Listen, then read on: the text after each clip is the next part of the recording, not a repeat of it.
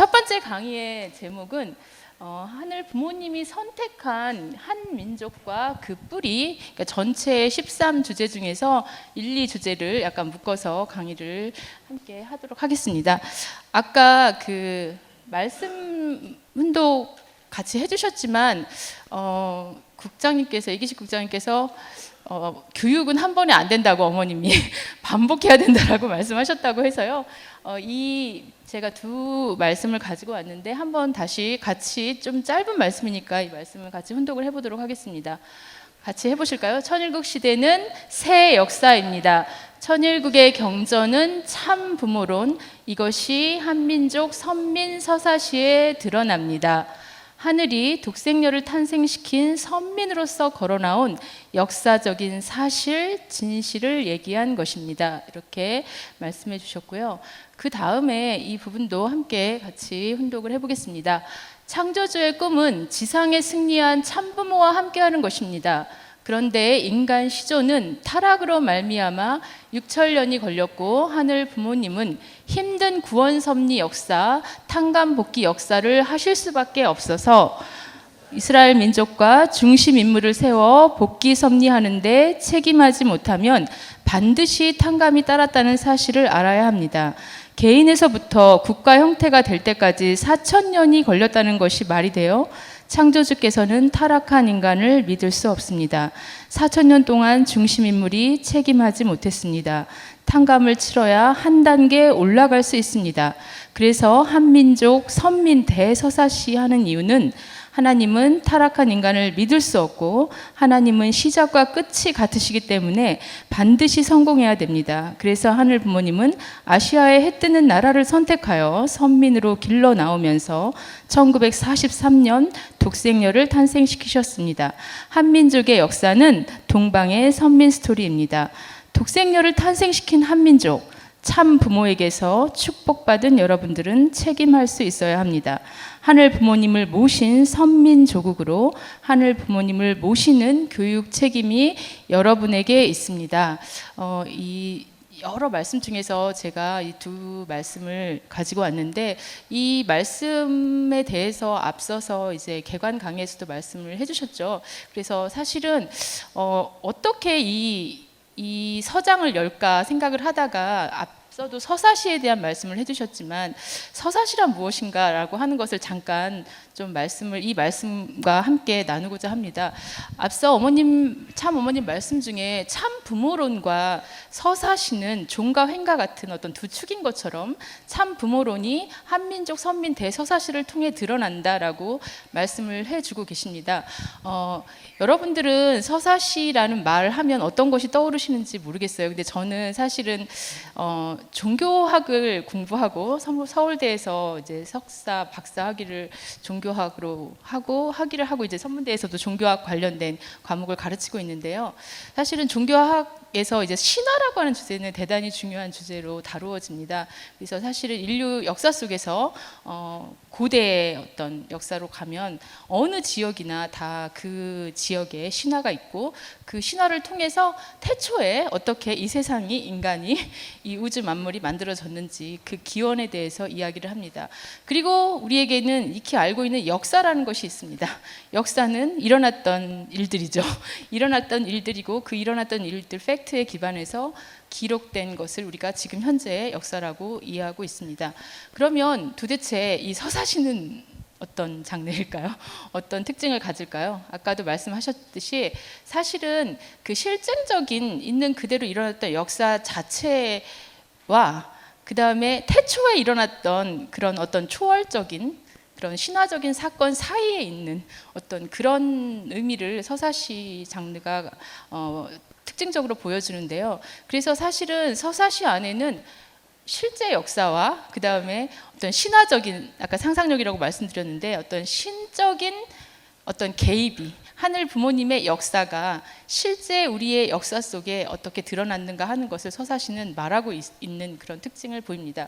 그래서 많은 그 어떤 지역의 신화 중에서도 특별히 건국 신화나 영웅 서사시 같은 것들이 서사시 형태로 실제 어떤 나라를 건국한 영웅의 나라라고 하는 실체가 있으니까 그 실체가 신적인 어떤 역사를 통해서 건국됐다. 그 다음에 아주 놀라운 위대한 업적을 남긴 그런 영웅이 있다고 하면 그 영웅의 이야기 속에는 항상 신들의 가호와 보호하심과 어떤 역사가 있었다라고 하는 것을 영웅 서사시나 건국 서사시를 통해서 보통 이야기합니다. 그래서 여러 지역에 다 서사시라고 하는 형태의 장구한 인류 역사에 대한 혹은 그 한 민족이나 국가의 역사에 대한 이야기들이 존재하고 있습니다. 그런데 특징적으로 이러한 서사시를 가장 잘 보여주고 있는 그러한 어떤 종교가 있습니다. 그러한 민족이 있습니다. 뭘 것 같으세요?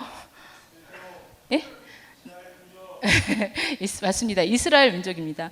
이스라엘 민족은 정말 이스라엘 민족의 종교성의 특징이 뭐냐라고 했을 때 그 하버드 대학의 프랭크 크로스 무어라고 하는 굉장히 유명한 그 교수가 있는데요. 그분이 가나안의 신화와 이스라엘의 서사시, 히브리 서사시를 비교하는 연구를 한 것으로 굉장히 유명하시거든요.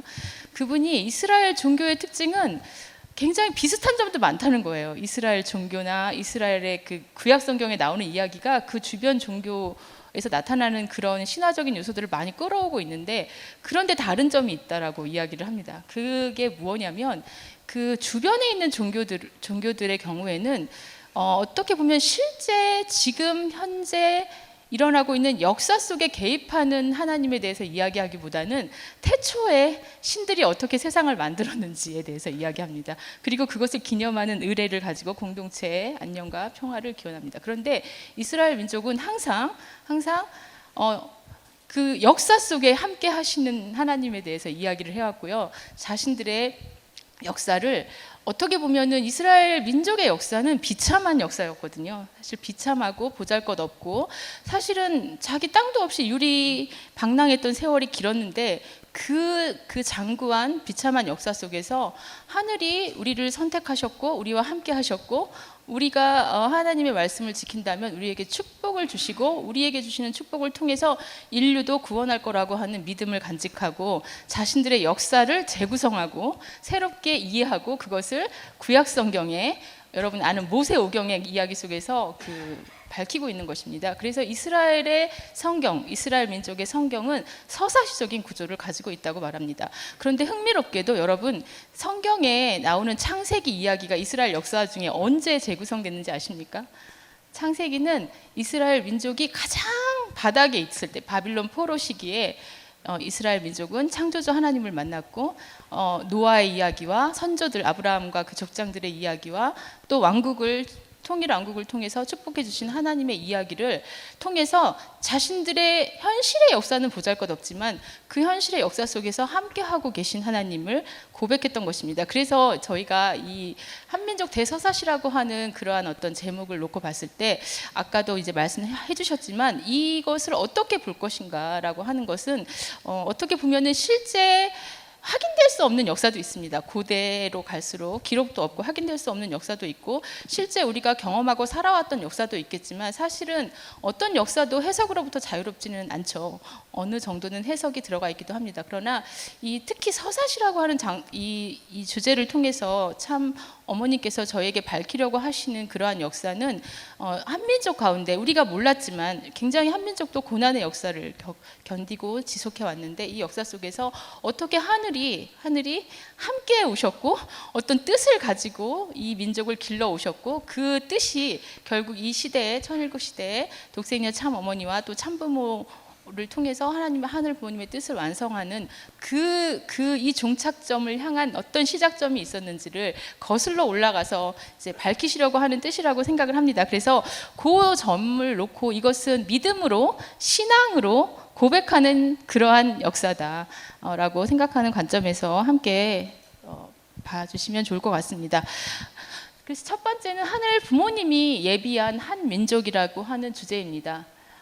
사실은 여러분이 잘 아시다시피 하늘 부모님께서는 사랑에 대한 어떤 꿈을 가지고 천지 만물을 창조하시고 그 단계를 거쳐서 모든 천지 만물을 당신의 형상대로 창조하셨죠. 그리고 나서 맨 마지막에 자신을 가장 닮은 어떤 자녀의 모습으로 인간을 창조하시고, 그러한 인간, 그 일남일녀 아담과 해와가 완성해서 참 부모가 된 자리에 함께 임재하셔서 함께 그 당신이 창조하신 세계 속에서 사시면서 사랑과 어떤 평화의 세계를 이루고자 하셨습니다. 그런데 이렇게 선하게 이 세상을 창조하시고 어떤 그 이상을 세우시고 창조 이상을 세우셨던 하늘 부모님의 이 이상은 아담과 해와, 인간 시조 아담과 해와가 자기 자신을 중심한 마음과 욕심으로 잘못된 사랑의 어떤 길을 감으로써 타락하게 되고, 그래서 하늘 부모님이 세웠던 이 꿈은 어떻게 보면은 좌절되게 됩니다. 그러나 하늘 부모님께서는 창조주 하늘 부모님이시고 당신이 알파와 오메가이시기 때문에 당신이 세우신 뜻을 반드시 이루셔야 되는 분입니다. 뿐만 아니라 하늘 부모님께서는 인간을 사랑하시는 어떤 부모이시기 때문에 인류를, 그 타락한 인류를 그대로 두지 않으시고 구원하시기 위한 그러한 섭리를 타락의 역사와 거의 동시에 시작하여서 그 타락한 인류 가운데에서 당신이 상대하실 수 있고 당신이 세우실 수 있는 의인을 찾아 세우시면서 구원 섭리를 시작해 오셨습니다.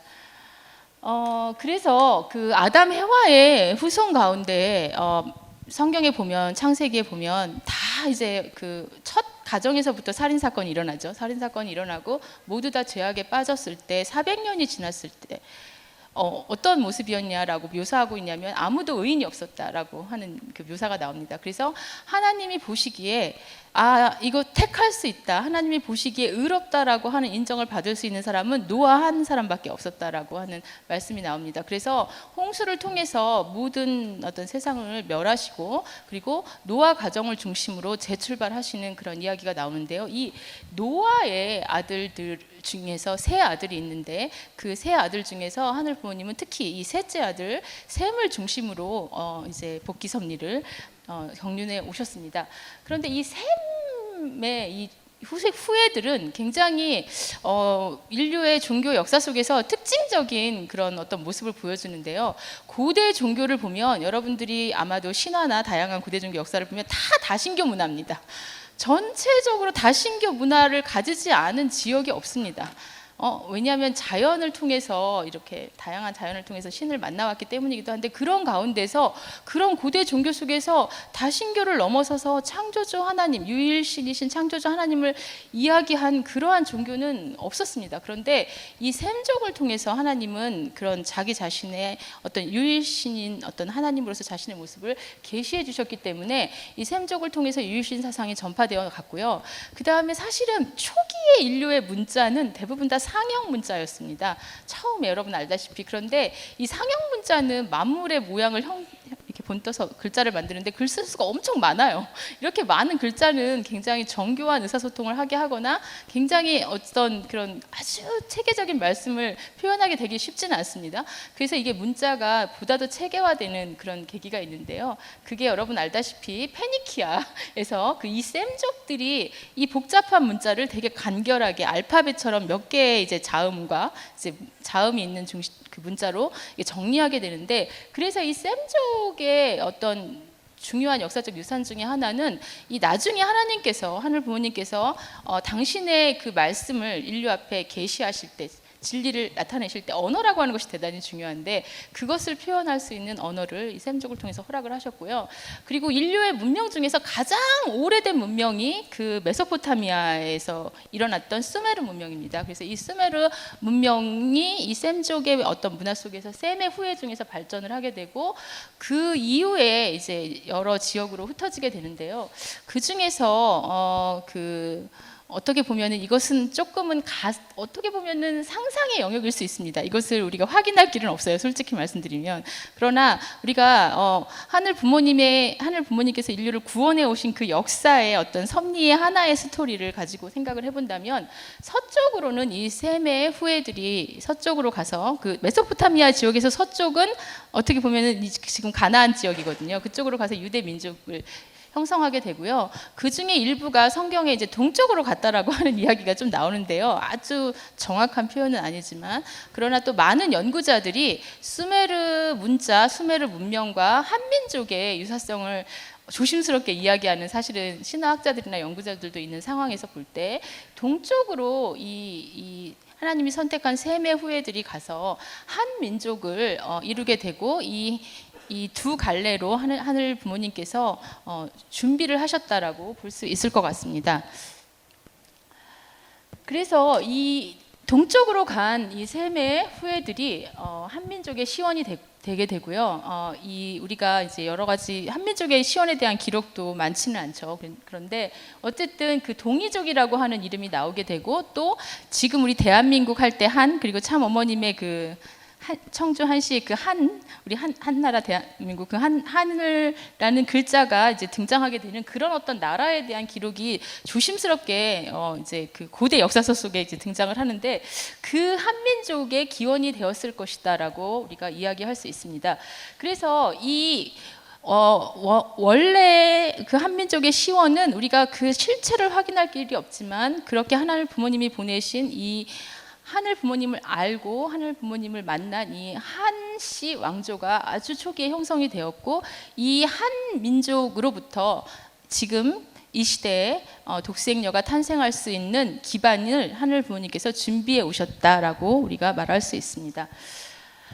그런데 이 한 민족은 사실은 한반도 이렇게 전체를 놓고 보면 인류의 그 지구상 전체 안에서는 굉장히 작은 그런 지역처럼 보일 수도 있고요. 세계사 속에 우리 동이족의 역사가 나옵니까? 사실은 안 나옵니다.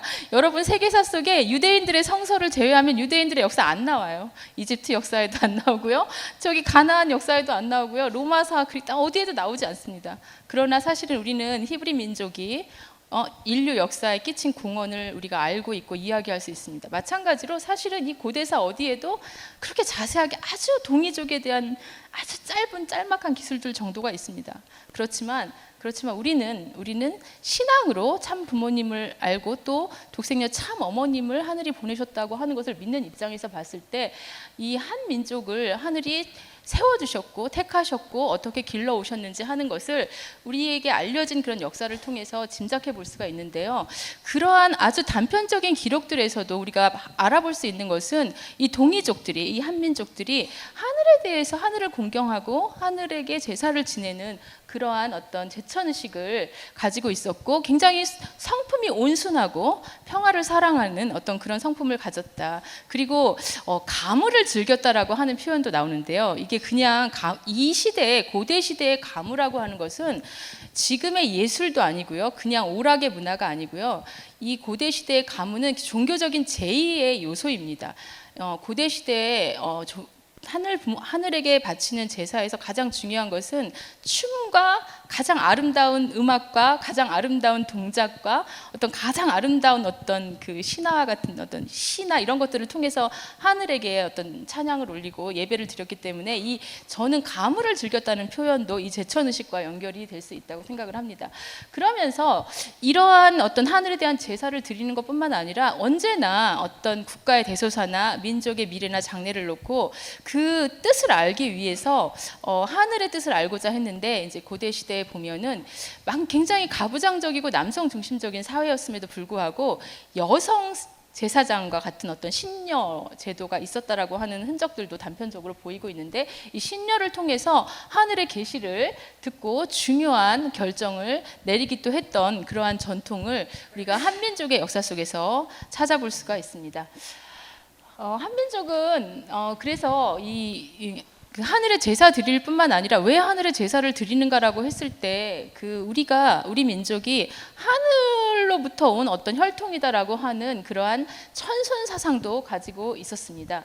그래서 여러분들이 가장 잘 아는 우리 민족의 그 기원 신화, 단군 신화도 보면은 그 환인의 아들이 내려와서 태백산에 내려와서 또 그 아들이 이제 단군이 되고, 단군이 그 고조선을 세우게 되지 않습니까? 이렇듯이 고조선의 그 단군 신화뿐만 아니라 당시에 뭐 그 고구려의 신화라든지 아니면은 다른 그 뭐 부연학 이런 곳의 신화들도 대부분 다 그 하늘로부터 내려온 그러한 그 천손이라고 하는 의식을 보여주고 있습니다. 이러한 천손 사상을 통해서 어떻게 보면은 그 우리 민족은 민족적인 자부심, 굉장히 우리 민족이 위기에 처했을 때, 어려움에 처했을 때도 그 우리의 민족적 정체성을 지키고 자주성을 지켜야 된다라고 하는 그러한 중요한 구심점이 되었다는 것도 여러분도 역사를 통해서 아실 것입니다. 그래서 어느 지역이나 이러한 것들이 보입니다. 저는 사실은 종교학을 공부한 입장에서 보면은 이러한 의식이 우리 민족에게만 보이는 거다라고 말할 수는 없어요. 어느 지역이나 하늘에서부터 왔다라고 하는 의식이 보이지만 종합적으로 한민족의 역사를, 이 단편적인 역사를 이렇게 더듬어 봤을 때 저는 고조선의 그 건국 이념이라든가 뚜렷하게 제시되고 있는 고조선의 건국 이념이라든가 한민족의 역사 속에서 보여온 여러 가지 어떤 우리의 어떤 생활 풍습, 그 다음에 우리의 어떤 역사 속에서 보여진 우리 민족의 특성들이 아주 저는 분명하게 하늘 부모님이 우리 민족을, 한민족을 선민으로 준비시켰다라고 하는 것을 확인할 수 있게 해준다고 생각합니다. 그래서 한민족을 이 천손 사상을 통해서 우리가 준비를 시키셨다라고 하는 것들을 말씀드릴 수가 있고요. 그 다음에 이렇게 세우신 어떤 한민족의 역사 속에서 여러 왕조가 있고 그런 어떤 부침이 있었는데 그 가운데에서 하늘 부모님께서는 여러 그 성씨들 가운데서 특별히 이제 이 시대 하늘 부모님의 뜻이 꿈이 이루어지는 이 시대를 위해서 남평문 씨와 청주한 씨와 남평문 씨를 준비시키십니다. 그래서 이 준비 어떻게 준비시키셨는지 사실은 만약 여기서 역사를 좀 더 이제 공부를 해서 그것들을 찾아야 되는 어떤 그런 사명도 있겠지만 어떻게 보면은 이것은 100% 기록을 찾을 수는 없을지도 모른다고 생각을 합니다. 이것은 저희의 신앙의 고백입니다. 아까 성령 잉태설도 얘기를 한 것처럼 이렇게 그리고 근데 청주한 씨의 그 계보에 대해서는 일부 연구가 좀 있는 것으로 알고 있는데요. 그 가장 오래된 성씨다 이런 얘기도 있고요. 이 청주한 씨가 이따가 말씀드린 것처럼 그 고조선 그 이후 이전에 그 한 왕조와 연결됐다라고 하는 그런 것들을 우리가 짐작할 수 있는 그런 흔적들은 남아 있습니다. 그래서 우리는 이러한 독생녀 참 어머님을 보내신 천주한 씨와 그 다음에 재림 메시아를 보내시게 되는 남평문 씨를 하늘이 미리 이 한민족의 역사에 여러 성씨 가운데에서도 준비하셔서 그 성품과 그 역사 속에서 준비하셨다라고 우리는 고백할 수 있을 것 같습니다. 이러한 두 가문의 역사 속에서 우리는 그 흐름 속에서 한민족이 하늘 부모님의 자녀라고 하는 그러한 어떤 역사적인 정체성을 강화시켜 왔다라고 말할 수가 있겠습니다.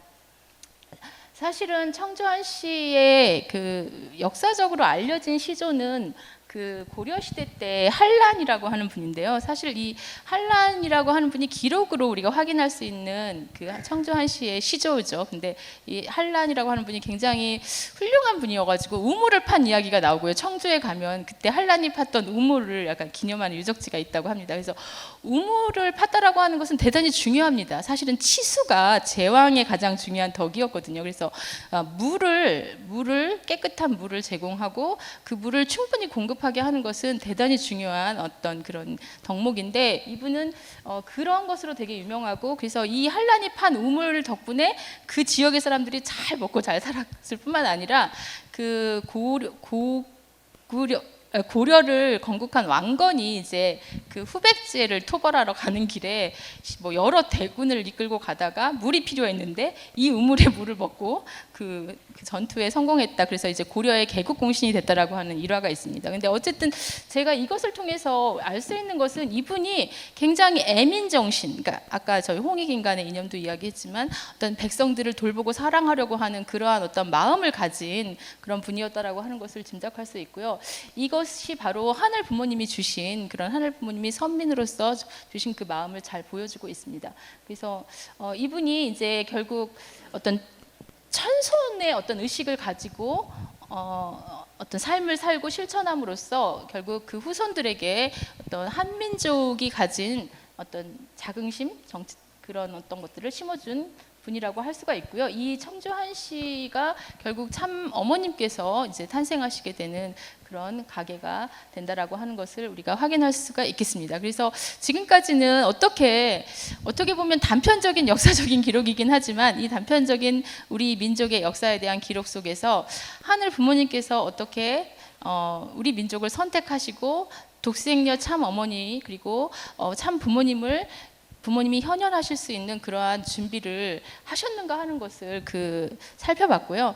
그 다음에는 이렇게 하늘 부모님이 선택한 어떤 우리 민족이 어떠한 신앙의 어떤 내용과 그 다음에 신앙을 실천하는 여러 가지 생활, 그 다음에 종교 문화를 통해서 하늘 부모님을 모실 수 있는 그러한 어떤 신앙의 뿌리를 형성해 왔는지를 좀 더 구체적으로 살펴보도록 하겠습니다. 그래서 다시 단군 신화에 대한 말씀을 드리려고 하는데요. 단군 신화는 뭐 여러분들이 다 배우셨고 또 저보다 더 잘 아시는 분도 계시겠는데요. 근데 단군 신화에 대한 연구도 굉장히 많죠. 근데 여기 단군 신화 속에 나오는 환인은 이제 환자를 쓰는데 이 환자와 한자와 이 한나라 한자와 이 한자가 이 세 가지 한자가 사실은 어떻게 보면은 이렇게 서로 교체될 수 있는 그런 의미를 가진다라고 이 단군 신화를 연구하는 분들이 많이 이야기합니다. 그러면서 우리 한글로 이야기할 때 그것이 또 한이라고 이제 발음이 된다라고 하는 것도 중요한 부분일 텐데요. 이 하나님이라고 볼 수도 있고 하나이신 님이라고 볼 수도 있고 하는 또 크다라는 의미가 있으니까 크고 크신 분이라고도 할 수 있는 이분이 어떻게 보면은 우리가 아는 하늘 부모님 우리에게 충분히 계시된 하늘 부모님을 그 고대의 한민족은 이렇게 표현했을 거라고 생각을 하는데 이 환인의 아들이 환웅이 내려와서 우리 한반도에 태백산 지역에 신시라고 하는 거룩한 그런 도시를 이제 세웠다라고 하는 이야기가 단군 신화 속에서 나옵니다. 그래서 이제 환웅이 내려올 때 여러 가지 이제 우리의 이 삶에 필요한 어떤 것들을 거느리고 내려오고 여러 가지 문명과 제도에 해당되는 그러한 것들도 모두 다 어떤 신성한 기원을 가지고 있다라는 것을 단군 신화가 이야기하고 있죠. 뿐만 아니라 단군 신화는 저는 이 홍익인간의 이념이 정말로 제가 신화를 공부하면서 어디를 봐도 이렇게 구체적으로 고대의 신화 속에서 이렇게 구체적으로 어떤 가치와 윤리를 담지하고 있는 그러한 자치를 건국의 이념으로 제시하고 있는 게 흔치는 않다고 생각합니다. 저도 뭐 신화학자는 아닙니다. 그렇지만 제가 공부한 선에서 그런데 아주 명확하게 널리 인간을 이롭게 하라고 하는 어떤 그러한 이념을 놓고 이념에 따라서 이 나라를 세우게 되는데요. 그래서 이 단군의 환웅의 아들이 이제 단군이고 이 환웅은 웅녀라고 해서 이제 곰이 이제 사람으로 변한 여자와 결혼을 해서 단군을 낳게 되고 이 단군이 이제 정말 이 고조선을 세우게 되죠. 그리고 그러면서 홍익인간뿐만 아니라 제세이와 이도여치, 광명이세라고 하는 지극히 저희의 관점에서 보면은 이제 원리적인 그러한 어떤 이념을 가지고 고조선을 건국하게 됩니다. 그것은 그냥 어떤 이런 것들이 되게 많아요. 어떤 게 많냐면 건국 이념이 아니라 고대 신화를 보면은 풍요를 기원하는 겁니다. 그냥 우리 잘 살게 해주세요. 아니면은 뭐 질병을 막게 해주세요. 우리 삶에서 굉장히 필요한 실질적인 어떤 욕구나 필요를 채우기 위해서 신을 숭배하고 제사를 드리는 경우도 굉장히 많습니다. 그런데 이 고조선의 건국 이념을 보면은 그런 어떤 개인적인 어떤 풍요나 아니면은 우리가 삶에서 추구하는 감각적인 풍요를 넘어서서 굉장히 보편적이고 그 다음에 이타적이고 인도주의적인 어떤 그러한 이념을 통해서 보다 더 넓은 어떤 범위에서 확대될 수 있는 그러한 어떤 평화와 복지, 안녕. 그래서 그것을 이치가 어떻게 보면은 펼쳐진 일치가 실현된 도라고도 표현하고 이치라고도 표현하고 밝은 빛이라고도 표현되는 그런 어떤 진리를 통해서 세상을 다스림으로써 평화의 세계를 만들려고 했던 그러한 이념을 아주 명확하게 제시를 하고 있습니다. 이러한 단군 신화의 내용은 저희가 한민족이 어떤 신화를 이야기하고 노래하고 그 신화를 통해서 이야기하면서 살아갔는가라고 하는 것은 그 민족이 가지고 있는 가치관을 가장 잘 보여주고 있거든요. 그래서 이러한 그 단군 신화의 건국 이념이 가지고 있는 가치관을 통해서도 우리는 그 하늘 부모님께서 저희 민족을 당신의 뜻에 맞게 이렇게 길러 오셨다라고 하는 것을 볼 수가 있습니다. 그 다음에 단군 신화는 상당히 웅녀가 등장하기는 하지만 전통적인 남성 영웅 신화입니다. 환인도, 환웅도, 단군도 모두 남성이고요. 웅녀의 역할은 등장하긴 하지만 조금 주변적이죠. 남성 중심적인 신화만 있는 것이 아니라 저희 민족에게는 굉장히 여성의 창조성, 그 다음에 여성이 생명의 근원으로서 중요한 어떤 그 신적인 역할을 한 신화들도 좀 주변화되어서 민속 속에서나 전설화돼서 등장하긴 하지만 존재하고 있는데, 대표적인 것이 마고 신화와 바리공주 신화입니다. 마고라고 하는 그 신화에 대해서는 뭐 여러 가지 뭐 부도지 같은 상당히 조금 이렇게 역사적으로는 조금 위작 시비도 있는 그런 책에서도 좀 굉장히 얘기하고 있기도 하지만, 뭐 그런 것들을 인정하지 않는 그냥 아카데믹한 학자들도 한국에는 마고 여신이 있었고 마고 신화가 있었고, 이 마고 신화는 되게 창조신의 성격을 가진다라고 하는 부분에 대해서는 인정을 하고 있습니다. 또 이 마고 신은 이제 천지를 창조하고 그 나중에는 하늘과 땅, 뭐 지상과 저승을 연결하면 하는 어떤 무당이라고 하는 존재가, 무라고 하는 존재가 한국 종교사에서 대단히 중요한 역할을 하는데, 이 무당에게 힘을 실어주고 승천했다고 하기도 하고요. 그 다음에 또 마고 할미라고 하는, 굉장히 친숙하죠. 우리는 할머니처럼 친숙한 존재가 없습니다. 우리를 키워주고 우리에게 모든 것을 내어주는 그러한 존재가 할머니인데요. 저도 할머니를 기억하고 있는데, 그 마고의 할미를 붙여서 마고 할미라고 하는 그런 이름으로 여러 지역에서 또 되고 있는 신화가 있습니다. 그리고 제주도에 가면 이 마고 할미랑 되게 비슷하게 아주 거인, 선문대 할망이고 마고 할망, 마고 할미 이렇게 막 이렇게 바꿔서 부르기도 하는 그러한 여신이 등장하는데, 이 선문대 할망은 제주도의 섬들과 뭐 산천을 창조한 그런 신이기도 합니다. 이렇게 고대에 굉장히 창조의 역할을 한 여성 신들에 대한 전승을 가지고 있고, 그러한 여성 신을 기리는 그러한 어떤 문화를 가지고 있는 것을 알 수가 있겠습니다. 뿐만 아니라 더 조금 마고 신보다 더 잘 알려진 신은 바리대기라고 들어보셨죠? 바리대기라고 하는 황석영의 그 소설도 있었는데요. 바리공주 신화입니다. 바리공주 신화를 제가 주목하는 이유는, 바리공주는 사실은 무조 신이거든요. 그래서 그 무당들의 시조가 된 어떤 그런 신인데요.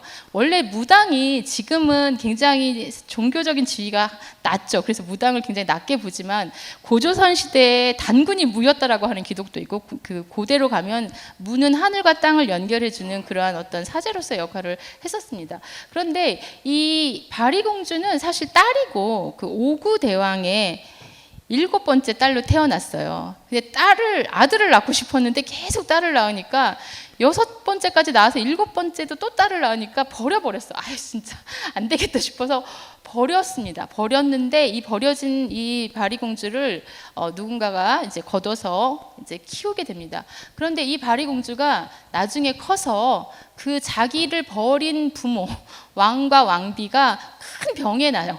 큰 병에 나서 죽게 되었을 때 그 저승세계로 가야만 그 왕과 왕비를 살릴 수 있는 그런 약을 구할 수가 있다는 것을 알게 됩니다. 근데 이 자기 부모에게 버림받은 이 막내딸이 부모를 살리겠다라고 하는 효심을 가지고, 효성을 가지고 결국 그 온갖 고초를 다 겪어요. 그 저승세계에 내려가가지고 막 옷을 다 벗어주고 일을 해주고 땔감을 해주고 뭐 아들을 낳아주고 온갖 고초를 다 겪어서 결국 그 약을 구해가지고 부모를 살리는 그러한 그것을 통해서 저승세계와 이승세계를 연결할 수 있고, 또 많은 사람을 치유할 수 있는 능력을 얻게 되고 무조의 신이 됐다라고 이야기하고 있는 그 신인데요. 바리공주 신화인데요. 이 바리공주 신화가 굉장히 저는 지금 이 시대에 되게 중요하다고 느껴지는 것은 여기에서 효라고 하는 가치가 굉장히 중요하게 등장하고 있다는 겁니다. 그래서 신화 속에서 등장하는 이 영웅들이 어떻게 움직이는가라고 하는 그 동기 속에서 자기는 부모의 사랑을 받지 못한, 어떻게 보면 버림받은 이 자녀가 역으로 버림받았지만 내가 부모를 사랑했다라고 하는 그런 기준을 세운 겁니다. 근데 아담과 헤아는 어땠습니까? 사실은 하늘 부모님의 사랑 앞에 불효한 존재잖아요. 사실은 그것을 회복할 수 있는 어떤 기준을 이 바리공주가 세웠기 때문에 저는 어떻게 보면 한민족 가운데에서 굉장히 영계와 육계를 연결시킬 수 있는 그러한 어떤 종교적인 기능을 하는 그 많은 무들의 조상이 되었다고 생각을 합니다. 이럴 뿐만 아니라 이런 마고 신화와 바리공주 신화는 한민족이 어떤 하나님이 가지고 있는, 하늘 부모님이 가지고 있는 남성적인 측면뿐만 아니라 하늘 부모님의 창조주이신 하늘 부모님이 가진 여성성의 측면들을 우리가 익히 이해하고 경험할 수 있게 해준 그러한, 그래서 앞으로 이제 독생녀가 탄생하셔서 어떤 참 부모가 현현할 수 있는 지금 이 시대를 위한 그러한 준비, 그러니까 부모이신 하나님이 온전히 계시될 수 있는 그러한 시대를 미리 한민족의 어떤 종교 문화 속에서 준비하셨다, 이렇게 볼 수 있을 것 같습니다. 그 다음에 이렇게 어떻게 보면 한 나라의 국가가 세워지고 영웅이나 아니면 왕들만 하늘 부모님을 모신 게 아닙니다. 평범한 집안에, 우리의 종교 문화 속에서 보면 평범한 집안에 아주 소박한 그러한 우리의 어머니들이 새벽마다 맑은 물을 떠놓고, 소박하지만 깨끗한 물을 떠놓고 새벽 첫 시간에 자신이 정말 사랑하는 가족을 위해서, 그리고 자기의 자녀들이 훌륭하게 자라기를 바라고 또 안전하기를 바라는 그러한 마음으로 정성을 들인 이 정한수의 문화가 굉장히 오래오래 전부터 우리 민족 속에 있었다라고 하는 그러한 기록이 있습니다. 그래서 그 하늘에게 제사를 지내는 것은 왕이나 어떻게 보면 종교 사제들이 했던 역할이라면은 이 천재 문화가 일상 속에서는 어떻게 보면 이렇게 여성이 중심이 돼서 하늘을 공경하고 또 하늘에게 빌고 또 하늘의 뜻을 살피고 하늘의 그런 마음으로 크고 큰 하늘의 마음으로 자기 자녀와 그 가족과 그 다음에 공동체가 잘 되기를 빌었던 어떤 그러한 그 문화, 정한수를 통한 정성의 문화도 어떻게 보면 한민족이 어떤 천선 민족으로서 자기들이 그것을 충분히 의식하지 못했지만 그런 아주 자연스럽게 전해져 내려오는 종교 문화 속에서 어떻게 하늘 부모님을 우리가 모시고 알고 느끼기 위해서 노력해 왔다라고 하는 것을 우리가 확인할 수 있습니다. 그다음에 이제 마지막입니다. 거의 이제 마지막인데요. 마지막으로 살펴보려고 하는 것은 첨성대라고 하는 우리 신라의 이제 국보죠. 국보 제 31호인데요. 신라 시대는 되게 이제 과학도 발전하고 문화 예술도 되게 발전했던 시대입니다. 그래서 이 첨성대를 연구하는 사람들은 이게 도대체 뭐 하는 것이냐, 천문을 관측하는 것이냐, 아니면은 제사를 지냈던 것이냐 굉장히 의견이 분분한데 굉장히 정교하게, 아주 과학적이면서도 정교하게 지어진 그러한 그 고대 시대의 건축입니다. 근데 이러한 건축이 어떤 의미를 가졌는지 우리는 그대로 가서 확인할 길은 없습니다. 그러나 저는 이런 생각을 여러분과 좀 나누고 싶은데요. 사실은 하늘 부모님의 뜻을 알려고 하는 마음, 하늘의 이치를 파악하려고 하는 마음, 그래서 하늘의 이치를 파악해서 천지인의 조화를 추구했던 그런 천지인 삼재의 조화를 추구했던 정신이 면면이 이어져 오고 있는데, 우리 한민족의 그 정신세계 속에서 첨성대와 같은 과학 기술과 과학 문화일 수도 있고 종교 문화일 수도 있는 이 모든 것들은 결국에는 우리가 정말 지극한 마음으로 하늘 부모님의 뜻을 알려고 하는 마음으로 하늘도 관찰하고 자연도 관찰하고 또 그런 가운데에서 과학과 문화와 예술이 꽃피고 발전할 수 있다라고 하는 것을 저는 보여주는 사례라고 생각합니다. 그래서 이 종교적인 의식의 장소일 수도 있고, 그 시대에는 종교와 과학이라고 하는 것이 분리되지 않았을 수도 있겠죠.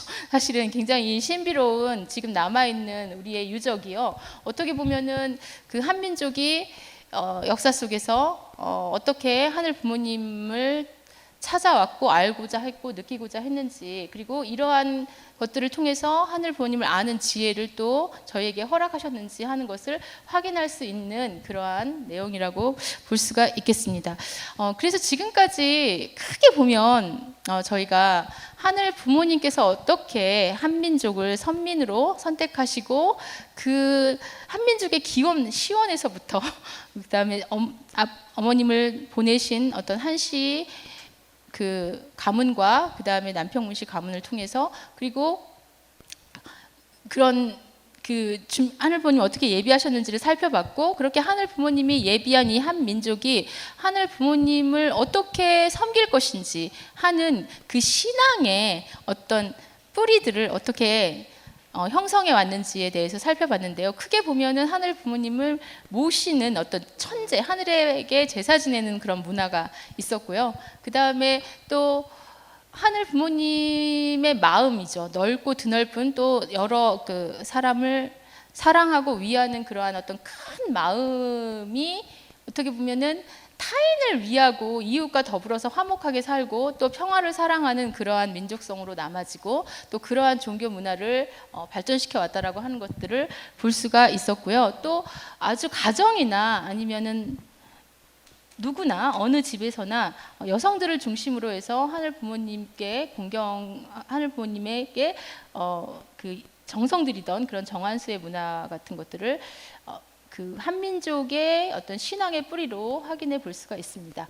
그래서 이러한 그 한민족의 기원과 그 신앙의 뿌리에 대한 내용을 통해서 우리는 한민족을 선민으로 선택하신 그러한 뜻과 섭리적인 의미를 마지막으로 생각해 볼 수가 있는데요. 선민은 참 어머님의 말씀 가운데 선민은 하늘이 선택하고 품어 길러 나온 민족이다 이렇게 말씀하고 계십니다. 그런데 이렇게 하늘이 선택하고 품어 길러 나온 민족에게는 축복과 함께 책임이 있다라고 말씀하십니다. 그 민족이 존재하는 뜻이 있는데 그 뜻 안에 축복과 책임이 함께 있다는 뜻입니다. 그런데 이 한민족을 선민으로 택하고 길러 나오신 뜻은 유대민족을 통해서 하늘 부모님께서는 독생녀를 보내실 준비를 하셨어요. 여러분도 이제 뒤에 좀 공부하시겠지만, 그런데 인간은 책임을 다하지 못할 수도 있기 때문에 만약에 독생자는 오셨지만 독생녀를 보내실 수 없는 그러한 책임을 다하지 못하는 때를 미리 준비하시면서 한민족을 선택하고 길러 나오셨기 때문에 한민족을 선택하고 길러 나오신 뜻은 바로 독생녀가 탄생할 수 있는 그런 기반을 마련하기 위한 것이었던 것입니다. 그리고 독생녀가 한민족 가운데 탄생하시게 되면 바로 이제 참부모 독생녀와 이제 재림 메시아가 참부모가 되셔서 참부모를 중심으로 해서 하늘 부모님이 태초에 이루시려고 했던 그러한 꿈을 이룸으로써 섭리의 완성을 준비케 하는 것이 바로 이 한민족 선민에게 하늘이 주셨던, 품으셨던, 그리고 가지셨던 그런 뜻이었던 것입니다. 그런데 여러분들은 유대민족의 역사를 통해서 제가 유대민족이 서사시를 통해서 자신의 역사 속에서 함께 해오신 하나님을 느끼면서 살았거든요. 정말 열심히 신앙생활을 했어요. 그런데 그렇게 준비한 그 4,000년 역사의 기반이 예수님 시대에 결국 왜 유대민족을 그렇게 하늘이 준비시켰는가라고 하는 것을 선민으로서 자기 민족이 존재하는 그 의미를 온전히 알지 못했어요. 온전히 알지 못했기 때문에 결국에는 예수님을 그 독생자로 그리고 메시아로 받아들이지 못하게 되지 않습니까? 그래서 그 어머니께서는 탕감을 할 수밖에 없다. 유대민족을 통해서는 다시 이제 보내실 수 없다라고 이제 말씀을 해주셨는데, 이러한 상황이 지금 저희에게도 마찬가지 상황인 것 같습니다. 한민족의 이 시원부터 우리가 한민족의 역사와 한민족의 문화를 공부하면서, 그리고 우리가 그 일련의 하나의 스토리 라인을 우리가 따라서 살펴보면서 우리는 이렇게 한민족을 선택하시고 키워오시고 길러오시고 천손의식과 또 하늘을 모시는 천재 문화와 효의 문화를 면면이 이어지게 하면서 우리 민족을 길러온 그 뜻이 무엇이었는가라고 했을 때 그 뜻은 바로 독생녀 참 어머니를 탄생시키고 독생녀 참 어머니를 만나고 모시고 또 이 참 어머니를 통해서 참 부모를 모시고 참 부모를 통해서 거듭날 수 있게 하는 어떤 그러한 것에 하늘 부모님께서 우리 민족을 그러한 것을 그 뜻을 두시고 우리 민족을 세우셨던 것입니다. 그런데 만약에 지금 우리 민족이 한민족이 그러한 하늘 부모님의 뜻, 우리 민족을 세우신 그 뜻을 유대 민족처럼 이해하지 못하고 만약에 이 시대에 책임을 다하지 못한다면 어떻게 될까? 사실은 저도 두려운 마음이 들고 어머님께서도 그러한 마음을 너무나도 간절하고 또 간곡하게 걱정하시면서 말씀하고 계시다는 생각이 듭니다. 사실은 저도 이 이야기를 100%다 이해했다고 볼 수가 없어요. 그러나 왜 이런 말씀을 하시고 서사시라고 하는 역사와 신화가 신과 인간이 상호 협력하는 역사예요. 보통 역사는 인간만의 역사입니다. 신화는 신들만의 이야기예요. 그러나 서사시는 우리의 역사 속에서 신과 인간이 상호작용하고 하늘과 인간이 협력해서 만들어내는 그러한 역사의 고백입니다. 이러한 한민족의 서사시를 왜 우리에게 이런 보여주시고 이야기하시고 이것을 시각화해서 그림으로도 보여주시고 음악으로도 표현하려고 하시는가? 그것은 우리로 하여금 생생하게 우리 민족을 길러오시고 보내주시고 지금까지 이끌어주시고 인도하고 보호하여 주신 그 뜻이 어디 있는지를 우리가 실감적으로 생생하게 느끼고 깨우쳐서 이 시대에 참 어머니를 모시고 참 부모를 통해서 거듭나고 그것을 통해서 이 민족에게 주신 이 축복을 통해서 전 인류에게 그 축복이 전해지고 전 인류를 구원할 수 있기를 바라시는 그런 뜻이라고 생각을 합니다. 그래서 이 서사시 한민족 선민 대서사시를 통해서 참 어머니께서는 저희들에게 초대장을 보내셨다. 저희들에게 초대장을 보내셨고 그 다음에 이것을 느껴봐라라고 얘기하신다고 생각합니다. 그리고 이 서사시 안에 제가 고대 제2에 있었다고 한 음악과 춤과 노래와 그 다음에 우리의 시적인 표현이 모두 다 응축되어져서 그것을 통해서 다시 우리가 하늘 부모님을 느끼고 알고 또 하늘 부모님의 그 사랑과 은혜를 은혜가 누구를 통해서 가장 잘 나타났냐면 지금 이 땅에 탄생하신 독생녀 참 어머니를 통해서 나타났기 때문에 그것을 노래할 수 있다면 우리가 먼저 그 노래를 시작할 수 있다면 아마도 이 노래가 이 곡조가 우리 이 다른 어떤 일반 세상 사람들에게도 퍼져 나갈 거라고 생각합니다. 그냥 어떤 딱딱한 이론이 아니라 우리가 이것을 시로 노래로 우리의 어떤 심정에 우러나는 문화로서 표현하기를 바라시는 뜻이라고 생각합니다. 이것으로 마치겠습니다. 감사합니다.